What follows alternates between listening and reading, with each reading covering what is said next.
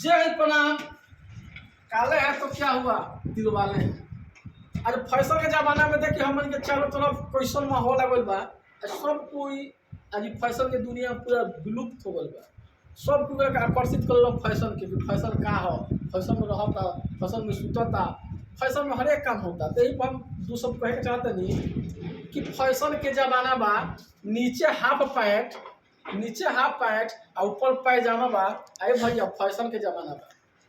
सब लोग आज एक दीवाना बा। चाहे लौकत सब खजाना बा। अरे भैया फैशन के जमाना बा। हाथ में मोबाइल आ गर्दन में ब्लूटूथ के माला बा।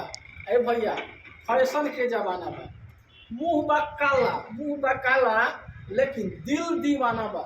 अरे भैया देखिए आज फैशन के जमाना बा। नीचे जींस पैंट और ऊपर लाल पैजामा बा। अरे भैया फैशन के जमाना बा। घर बा बिहार लेकिन मुंबई आशियाना बा। और वे लोग देखी ये भैया फैशन के जमाना बा। पढ़े लिखे में 13-22 लेकिन फरमाइश बहुत ज़्यादा बा।